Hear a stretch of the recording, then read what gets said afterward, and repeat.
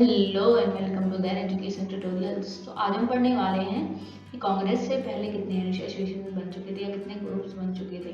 ठीक है, 1857 के रिवोल्ट में इंडियंस गलती कर चुके थे कि कोई उनका लीडर नहीं था और वो लड़े जा रहे थे, क्योंकि बिना लीडर्स के जो है वो रिवोल्ट फुल डायरेक्शन लेस हो गया था। लोग वायलेंस पर उतर आए थे और वायलेंस से वो बिल्कुल भी नहीं जीत सकते।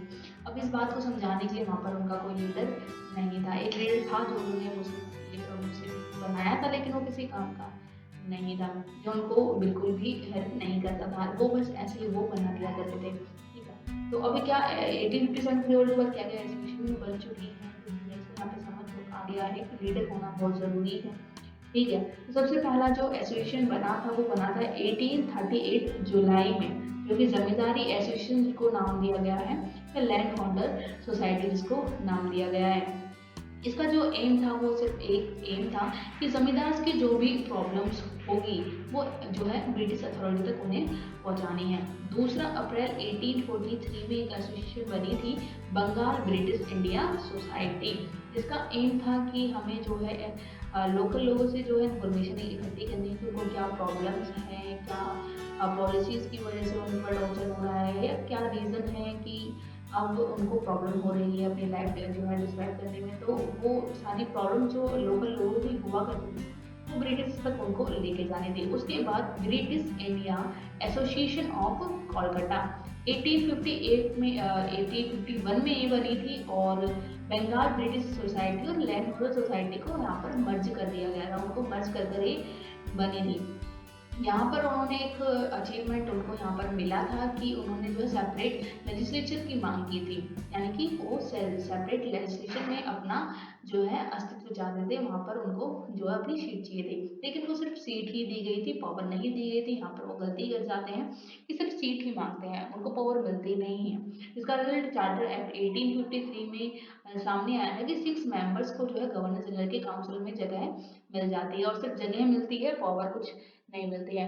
उसके बाद 1852 में डेक्कन एसोसिएशन, जो कि पूना में जो है एसोसिएट हुई थी, और ब्रिटिश इंडिया एसोसिएशन सेक्रेटरी इसके जो है हेड थे, और इसका सिर्फ एक एम था कि जितना हो सके अपनी पार्टी को एक्सपेंड करना है, कोलकाता से पूरे इंडिया में हमें लेकर जाना है। लेकिन ये ज़्यादा चली नहीं थी। इसके जो हेड थे वो थे देवेंद्रनाथ ठाकुर। उसके बाद थी मद्रास नेटिव एसोसिएशन 1852 में, जो कि ब्रिटिश इंडिया एसोसिएशन की एक ब्रांच थी मद्रास में। ठीक है, लेकिन बाद में जो है ये इंडिपेंडेंटली एक्शन लेना चाहती है, जिसकी वजह से कोलकाता का जो ये था ब्रिटिश इंडिया एसोसिएशन जो कोलकाता में खुली थी वो अलग हो जाती है, और मद्रास की ये जो एसोसिएशन बनाई जाती है वो अलग हो जाती है।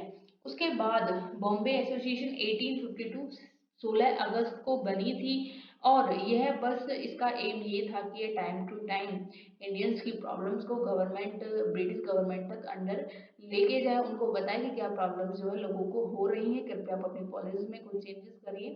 ठीक है, और ये अपनी पॉलिसीज को जो है बस आगे इकट्ठा करना चाहते थे। उसके बाद है ईस्ट इंडिया एसोसिएशन 1866 में ये आई थी, और दादा भाई नारोजी ने इसे जो है लंदन में बनाया था 1866 में। उसके बाद जो है इंडिया में इसकी ब्रांचेस खुल गई थी, बॉम्बे, कोलकाता, बनारस, मद्रास, यहाँ पर इनकी जो है ब्रांचेस खुल गई थी। इसका एम था कि यह ब्रिटिश को इन्फ्लुएंस करे। ठीक है, ब्रिटिश लीडर्स को बताए कि आप इंडिया को डेवलप करिए, आप यहाँ पर राज कर रहे हैं। रूरल्स का काम ये भी होता है कि जिस एरिया पर वो रूल कर रहे हैं वो उसको डेवलपमेंट दे, आप लोग वो चीज़ नहीं कर रहे हैं। ठीक है, तो इसका काम ये था। उसके बाद थी पूना सार्वजनिक सभा 1870 में, पूना में ये बनी थी, और यह ब्रिटिश गवर्नमेंट पीपल ऑफ जो इंडिया में काम कर रहे थे उनके बीच, और जो लोग लोकल लोग हैं उनके बीच एक ब्रिज का काम कर रही थी। बस उनकी जो है बातें हैं एक दूसरे तक लेकर जा रही थी, मांगे एक दूसरे तक लेकर जा रही थी। उसके बाद इंडिया लीग 1875 में बनी थी, जिसके हेड थे शिशिर कुमार घोष, और बस यह इनका एम यही था कि वह इंडिया के लोगों में राष्ट्रवाद की भावना वो बढ़ाएं, उन्हें बताएं कि हमारे साथ क्या हो रहा है, हम क्या कर सकते हैं। ठीक है, उसके बाद आती है इंडियन एसोसिएशन ऑफ कोलकाता 1876। ये 10वीं एसोसिएशन है जिसके बारे में हम बात कर रहे हैं, जिसके हेड थे सुरेंद्रनाथ बनर्जी, आनंद मोहन बोस। 1876 में ये बनी थी। इसका जो एम था वो ये था कि कॉमन पॉलिटिकल प्रोग्राम चलाया जाए, यानी कि अब इंडियंस जो है इंडिया पर राज करेंगे, उनकी जो है एक पार्टी बनाई जाए। एक जो है स्ट्रॉन्ग पब्लिक ओपिनियन ऑन जो है पॉलिटिकल क्वेश्चंस, यानी कि अगर आप कोई पॉलिटिकली कुछ भी चीज़ कर रहे हैं उसमें आप लोगों से जो है राय लें, उनसे पूछें, ठीक है। जिसके चलते जो है सिविल सर्विस एजुकेशन जो है स्टार्ट हुआ था। और आगे इसके बारे में बात करते हैं। बॉम्बे प्रेसिडेंसी एसोसिएशन इन 1885 में, जिसके हेड थे फिरोजा जहन मेहता, केटी तिलक और बदरुद्दीन तैयबजी।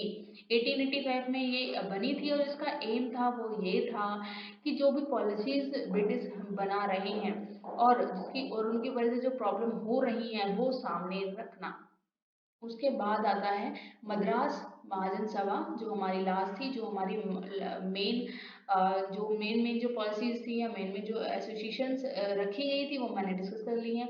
और एक लास्ट ही बचती है मद्रास महाजन सभा, 1884 में ये बनी थी और इसके हेड थे वीरा राघव आचारी, पंडित आनंद चार्लू और सुब्रमण्यम अय्यर, ठीक है। इसका एम ये था कि यह जो भी नॉन ऑफिशियल इंटेलिजेंस है वो जो है प्रेसिडेंसीज के थ्रू जो है फोकस उन पर किया जाए, ठीक है। यानी कि इनडायरेक्टली इन सभी का एम एक था कि यह पीपल्स की जो प्रॉब्लम है उनको जो है ब्रिटिश गवर्नमेंट तक लेकर जाए, उन्हें बताए ये पॉलिसी गलत है, आप इसे चेंज करिए, या ये लोग के बीच में इशू क्रिएट हो रहा है, आप इसे सॉल्व करिए।